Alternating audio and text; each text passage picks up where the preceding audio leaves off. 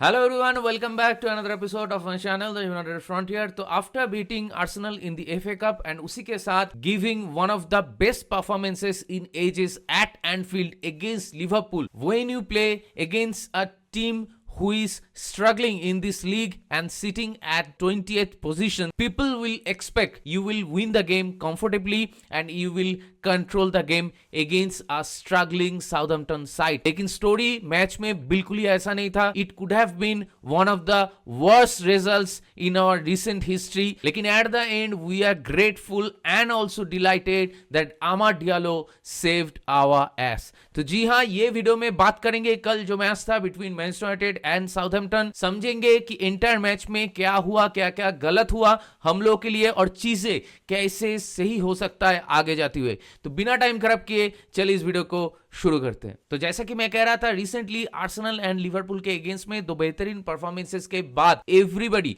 Will expect us to do better against a struggling Southampton team, जो कि ये season में अभी तक सिर्फ एक ही मैच जीते हैं. लेकिन we have failed miserably in the most part of the game against Southampton. जब हम लोग कोई टॉप टीम के अगेंस्ट में खेलने जाते हैं, we considered as the underdogs in that game, तो तब हम लोगों से ज्यादा एक्सपेक्टेशंस नहीं होता और तब हम लोग भर भर के अच्छे परफॉर्मेंसेस डिलीवर करते हैं. लेकिन वीकर टीम्स के अगेंस्ट में जहां पे हम लोगों से वो एक्सपेक्टेशंस की जाती है कि हाँ हम लोग अच्छा खेलेंगे, हम लोग मैच को कंट्रोल करेंगे, हम लोग बेटर चांसेस क्रिएट करेंगे, ये एक्सपेक्टेशंस जब भी एसोसिएटेड होता है विथ मैनचेस्टर यूनाइटेड, तभी हम लोग वो प्रेशर हैंडल नहीं कर पाते, उसी के साथ क्रम्बल कर जाते हैं and we could not live up to the expectations. यही कुछ हो रहा है इस सीजन में with Manchester United. Liverpool and Arsenal जैसे टीम्स के अगेंस्ट में जो कि प्रीमियर लीग में टॉप 2 में बैठे हैं, उनके साथ अच्छे परफॉर्मेंसेस बैक टू बैक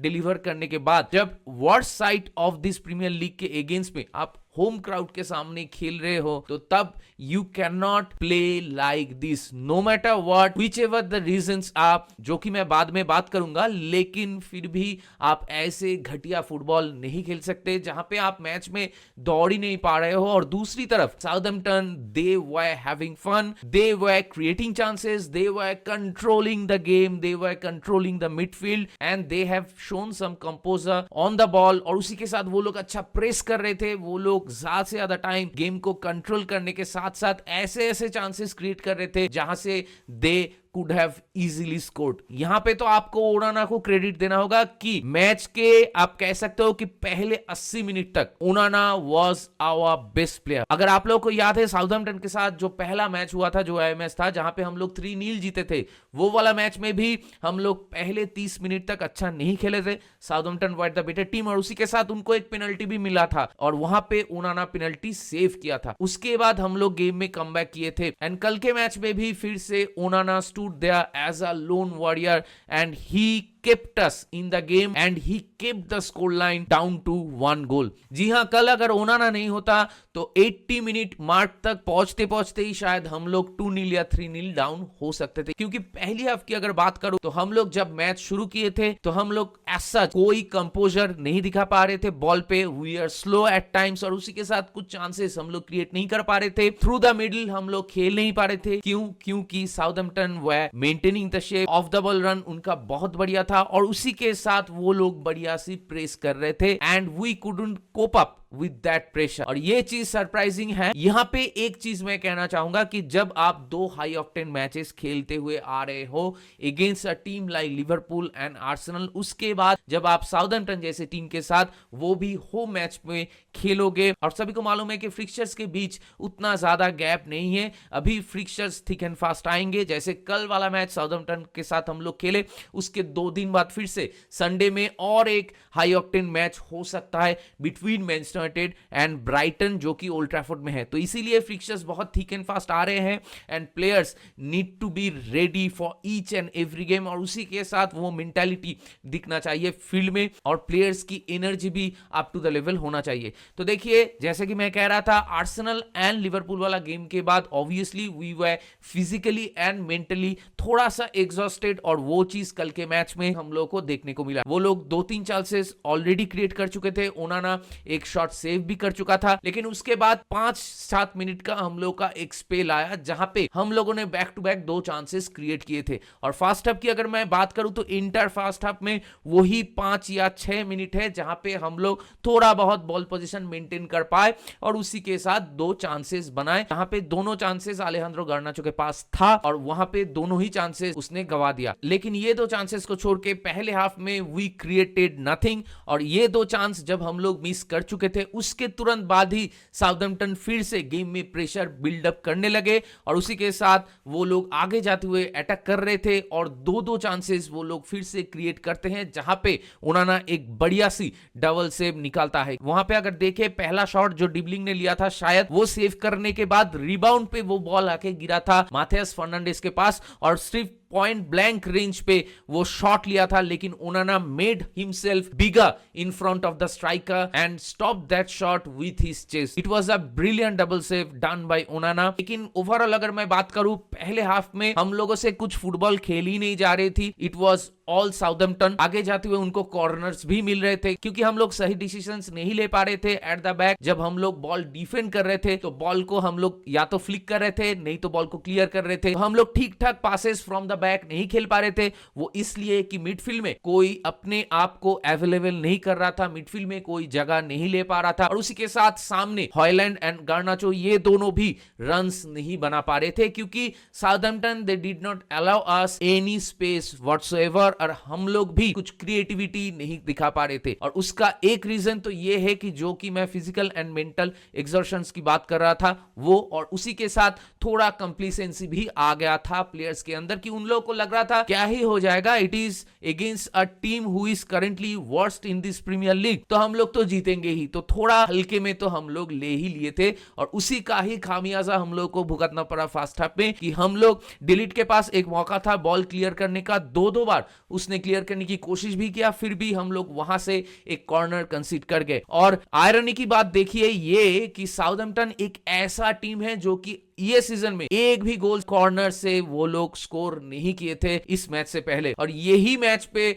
वो लोग कॉर्नर से हम लोग के अगेंस्ट में वो गोल स्कोर करके चले गए। मतलब मुझे समझ में नहीं आता कि ऐसे फैक्ट्स कैसे हम लोग के साथ एसोसिएटेड हो जाता है कि साउथहैम्पटन जो कि प्रीमियर लीग की टेबल में नंबर 20 में है और उसी के साथ सीजन में सिर्फ एक ही मैच जीते हैं and they are the worst side in this Premier League. उनके साथ जब हम लोग होम मैच में खेल रहे हैं, Southampton having their best match of this season up until the 80th minute mark. जो टीम स्ट्रगल कर रहे थे कॉर्नर से गोल मारने का वही टीम हम लोग के अगेंस्ट में कॉर्नर से गोल मार के चले जाते। वहां पे उगारते थोड़ा अनलकी था, it was a own goal from Ugarte, लेकिन उगारते वहां पे कुछ कर नहीं सकता था क्योंकि बॉल उसके बैक पे हिट होके अंदर चला गया। लेकिन we should have prevented the header which came on to Ugarte. वो हेडर को हम लोग को रोकना चाहिए था, लेकिन वहां पे शायद लेनी यूरो था या फिर कोई दूसरा प्लेयर था जो कि मिस कर गया। वो हेडर को डिफेंड हम लोग को करना चाहिए था और ये तो इशू है हम लोग के साथ कि हम लोग सेट पीसेस में थोड़ा बहुत वल्नरेबल रखते हैं और प्लेयर्स की कॉन्फिडेंस उसके बाद थोड़ा बहुत डाउन हो भी गया था। और लेट्स बी ऑनेस्ट कि टीम में पहले हाफ में जो फुटबॉल हम लोग खेले हम लोग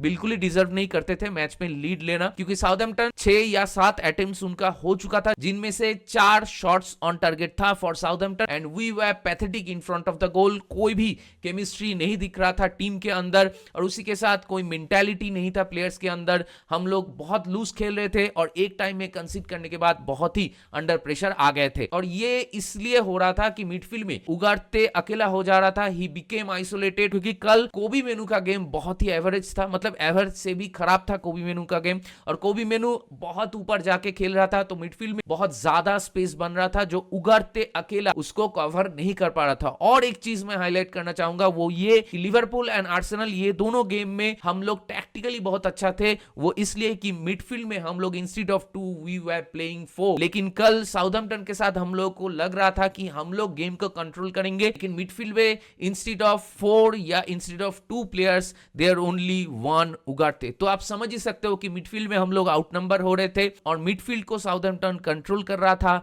और उसी के साथ जैसे कि मैं कह रहा था कि वो लोग की एंटायर टीम एक साथ कोऑर्डिनेटेड प्रेस कर रहे थे और हम लोग को कोई भी स्पेसेस अलाउ नहीं कर रहे थे, इसीलिए आगे जाते हुए कोई गेम नहीं बन रहा था और उसी के साथ हॉयलैंड का गेम भी बहुत खराब था। मतलब Højlund I can understand he is still pretty young और उसी के साथ एरिक टेन हाग के अंदर एक अलग सिस्टम में वो खेलता था और यहाँ पे बिल्कुल ही अलग सिस्टम में उसको खेलना पड़ता है। लेकिन आपको एक चीज के लिए हॉयलैंड को ब्लेम देना होगा कि हॉयलैंड देखिए कभी कभार ज्यादा डीप आके लिंक अप प्ले में हेल्प करता है, लेकिन हॉयलैंड इंटर मैच में कोई भी रन नहीं बनाता। एरिक टेन हाग के अंदर जब हॉयलैंड खेलता था तो हॉयलैंड अकेला बॉल को आगे ले जाते हुए ड्राइव करते हुए फिनिश करता था और उसी के साथ हियर एंड देयर रन्स बनाता था, लेकिन फिर भी हम लोग उसको बॉल फीड नहीं करते थे। लेकिन surprisingly in recent times under Ruben Amorim वो रन बनाना ही बंद कर दिया। यहीं पे उसको थोड़ा हार्डवर्क करना होगा ट्रेनिंग में जाके और इसी चीज को पिच पे आके इंप्लीमेंट करना होगा कि मुझे रन्स बनाना है ताकि मैं स्पेसेस क्रिएट कर सकूं खुद के लिए भी और अपने टीममेट्स के लिए भी। तो यही चीज करेंटली मिसिंग है फ्रॉम हॉयलैंड। तो हाफ टाइम के बाद जब मैच रिज्यूम होता है तो तुरंत ही रूबेन अमोरिम सब्स्टिट्यूशन करना शुरू कर दिए थे। रूबेन अमोरिम कोबी मेनू के जगह पे एंटोनी को लेके आए और एंटोनी को सामने वो जो चैनल होता है वहां से ऑपरेट करने के लिए कहें। कल के मैच में अगर आइसोलेशन में मैं देखूं तो ब्रूनो का गेम ठीक ठाक था। हाफ टाइम में उसको मिडफील्ड में पुश किया गया कोबी मेनू की जगह पे। सेकेंड हाफ में कुछ देर होते ही हम लोग उगरते को भी सब्स्टिट्यूट कर लेते हैं क्योंकि कल के मैच में कुछ जगह पे उगरते स्ट्रगल कर रहा था स्पीड को लेके और उसी के साथ वो एक्सर्शन की जो बात मैं कहा था वो भी उगरते के ऊपर बिल्कुल ही लागू होता है। तो इसलिए it was good to see Ruben Amorim उसको सब्स्टिट्यूट कर लिए थे और उसी के साथ मिडफील्ड में हम लोग लेके आते हैं टोबी कॉलियर को। जी हां, टोबी कॉलियर जो कि एक टॉप नॉच परफॉर्मेंस डिलीवर किए थे अगेंस्ट आर्सेनल। जो भी वक्त उसको मिला था against Arsenal he was brilliant. Toby Collyer आते हैं कल और ब्रूनो के साथ मिडफील्ड में खेलते हैं and my God he had a brilliant game. और जब उगारते को हम लोग सब्स्टिट्यूट कर रहे थे तो उसी टाइम हम लोग हॉयलैंड को भी सब्स्टिट्यूट किए और पिच पे लेके आए जर्जी को और जर्जी पिच पे आने के बाद अप फ्रंट हम लोग का गेम बदला क्योंकि जर्जी नंबर 10 पोजीशन में खेल रहा था, एज ए फॉल्स 9 भी खेल रहा था कभी कभार और उसी के साथ चैनल्स पे बढ़िया से वर्क कर रहा था क्योंकि क्लोज प्रॉक्सिमिटी में उसका टचेस अच्छा था। और एक चीज जो आपको बढ़िया बोलना होगा अबाउट जर्जीज गेम यस्टरडे वो ये कि जर्जी हमेशा अपने आप को अवेलेबल रख पा रहा था, अनमार्क कर पा रहा था फ्रॉम साउथहैम्पटन प्लेयर्स और उसके बाद वो पासेस खेल रहा था और सही तरीके से बॉल को स्विच कर रहा था और सामने जाते हुए थ्रू बॉल्स भी अच्छा खेल रहा था। इसीलिए कल जर्जी का गेम बहुत ही बढ़िया था और उसी के साथ आर्सेनल वाला गेम में भी he had a brilliant game जब उसको मौका मिला। यही चीज होता है कि जब कोई प्लेयर को आप मौका देते हो, टाइम देते हो और उसके साथ थोड़ा सा पेशेंस शो करते हो। अभी कुछ हफ्ता पहले ही सब लोग कह रहे थे कि जर्जी को बेच दो, जर्जी को बेच दो क्योंकि कुछ गेम्स उसका खराब चल रहा था। तो सिमिलर से कुछ चीजें आपका हॉयलैंड के साथ भी अभी हो रहा है। It is not the time कि हम लोग ये कहें कि हॉयलैंड को बेच दो। और उसी के साथ एक चीज आप लोग को एक्नॉलेज करना होगा, मैनचेस्टर यूनाइटेड में अभी हम लोग एक ट्रांजिशन में हैं और रूबेन अमोरिम एक चीज कहा है कि फर्स्ट प्रायोरिटी है कि हम लोग को डिफेंसिवली एक स्ट्रॉन्ग यूनिट बनना पड़ेगा। जब वो चीज हो जाएगा उसके बाद धीरे धीरे आगे जाते हुए वो फ्लूइडिटी हम लोगों से देखने को मिलेगा। जब तक एक केमिस्ट्री बिल्ड हो जाता है अमंग द अटैकर्स और अभी वो केमिस्ट्री हम लोग के अटैकर्स के अंदर बिल्ड नहीं हुआ है, इसीलिए आगे जाते हुए हम लोगों में वो बैलेंस आपको नहीं देखने को मिलेगा गेम में कि कभी कभार हम लोग ज्यादा रश करते हैं, हड़बड़ी के चक्कर में, फास्ट टाइम शॉट लेने के चक्कर में चांसेस गवा देते हैं और कभी हम लोग टू स्लो हो जाते हैं। ये दोनों चीज के अंदर आपको एक बैलेंस लाना होगा और उसी के साथ फास्ट पेस काउंटर अटैकिंग जब आप कर रहे हो उस पे आपको क्लिनिकल होना होगा। तो ये सारे चीज धीरे धीरे आएगा एंड जैसे कि सब लोग को मालूम है कि हम लोग का जो अटैकिंग फ्रंट है वो बहुत ही यंग है। यहाँ पे ही आपको क्रेडिट देना होगा आमाद को कि he is one of the youngest players in our squad, लेकिन फिर भी कल उसने स्टेप अप किया। और सिर्फ कल नहीं, आप कोई भी मैच उठा के देख लो, जब जब हम लोग अच्छा खेले हैं इस सीजन में हर मैच में आमाद ने आइदर गोल मारा है नहीं तो असिस्ट दिया है। अब लिवरपूल वाला देखो, मैनचेस्टर सिटी वाला देखो, आर्सेनल वाला देखो, हर एक मैच में Amad had a brilliant game और Amad had impacted the game directly. और कल वाला मैच में भी एट द एंड आप कह सकते हो it was a one man show. Amad step up किया आउट ऑफ नोवेयर और उसके इंडिविजुअल ब्रिलियंस से ही हम लोग ये मैच एट द एंड जीत पाए। सेकंड हाफ में जैसे जैसे गेम प्रोग्रेस होता गया हम लोग कोशिश कर रहे थे चेंजेस करने के बाद अच्छा खेलने की, मिडफील्ड को कंट्रोल करने की और उसी के साथ चांस क्रिएट करने की, लेकिन जो जो चांसेस हम लोग क्रिएट कर रहे थे वो चांसेस हम लोग फिनिश नहीं कर पा रहे थे। उस टाइम पे तो मुझे लग रहा था कि आज तो भाई कुछ नहीं होने वाला, आज हम लोग नहीं जीतेंगे and it can be a disaster for us. 4 consecutive home matches हार जाते इन इंग्लिश प्रीमियर लीग और उसी के साथ टेबल में नंबर 15 में चले जाते। तो ये बहुत ज्यादा एडेड प्रेशर हो जाता just before the Brighton game, क्योंकि सभी को मालूम है अगले जो 3 गेम्स हैं वो है आपका Brighton, Fulham and Crystal Palace. तो वो 3 टीम तो ऑब्वियसली साउथहैम्पटन से बहुत बेहतर है। तो साउथहैम्पटन के साथ ही अगर आप ऐसे परफॉर्मेंस डिलीवर करते हो तो ब्राइटन के साथ, फुलहम के साथ आप क्या करोगे? तो ये सोचते सोचते हम लोग का कल का रात खराब होने वाला ही था कि आमाद आ गया टू रेस्क्यू। जी हां, आमाद को जितना तारीफ करो उतना कम है। 2022 में क्रिस्टियानो रोनाल्डो लास्ट हैट्रिक किया था फॉर मैनचेस्टर यूनाइटेड और उसके बाद कोई यूनाइटेड प्लेयर अगर हैट्रिक किया है तो वो है आपका आमाद, और वो भी इतना यंग एज में अपना पहला सीनियर हैट्रिक मारा है उसने। जैसे कि सब लोगों को मालूम है कि यंगेस्ट प्लेयर है वेन रूनी जो कि मैनचेस्टर यूनाइटेड के लिए हैट्रिक मारे थे, उसके बाद लिस्ट में नंबर 2 में आ गए हैं आमाद। मतलब कुछ दिन पहले ही अपना कॉन्ट्रैक्ट साइन किया है जो कि 2030 तक वैलिड है और उसी के बाद आमाद बैक टू बैक ऐसे परफॉर्मेंसेस डिलीवर कर रहा है। In every match he is making the difference, he is stepping up and he is showing the entire team despite being a young player he can do wonders. और इसीलिए मेरे ख्याल से entire team ओज Amad big time, और वो की होना भी चाहिए कि एक यंग प्लेयर ऐसे कर रहे हैं जबकि टीम में इतने सारे दिग्गज सीनियर प्लेयर्स हैं,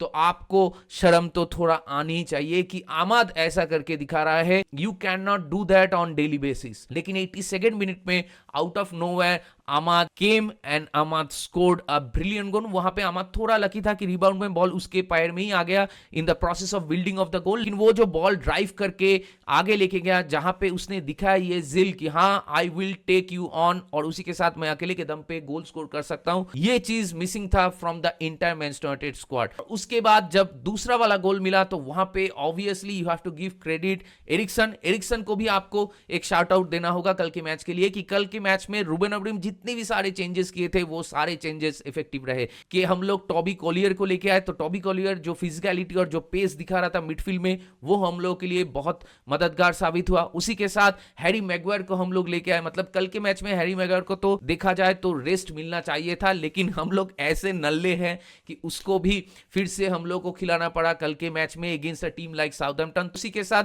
उसने बॉल जीता, उसने वो एग्रेशन फिर से दिखाया और उसी के साथ सामने बॉल को पास किया जर्गजी को और जर्गजी ने पास किया था आमाद को और वहां से आमाद ने पहला गोल मारा। तो you can see the difference he is making in the team. और उसी के साथ एरिक्सन जो मैं बात कर रहा था, एरिक्सन को लाने के बाद भी मिडफील्ड में और भी थोड़ा कंट्रोल हम लोग के पास आ गया, क्योंकि एज वी नो कि एरिक्सन को हम लोग 90 मिनट्स नहीं खिला सकते, लेकिन ऐसे छोटे छोटे कैमियोस पे जरूर यूज कर सकते हैं क्योंकि Eriksen is a quality player at the end. उसके पास वो एक्सपीरियंस है कैसे ऐसे सिचुएशंस में एक परफेक्ट बॉल आगे डिलीवर करना होता है, और वही चीज कल उसने किया। एक चीप पास, एक लॉफ्टेड पास जो भी कह लो, उसने दिया आमाद को, बिल्कुल सजा के दिया बॉल सामने, लेकिन फिर भी वहां पे आमाद गिर जा रहा था, लेकिन गिरते पड़ते भी उसने एक टच ले लिया और वो गोल हो गया। तो देखते ही देखते अगले 7 मिनट के बाद 89th मिनट पे हम लोग 2-1 अप हो गए थे और उसके बाद हम लोग फिर से थोड़ा डिफेंसिव मोड पे चले गए थे। लेकिन जब स्टॉपेज टाइम शुरू होता है तो तब हम लोग एक फिर से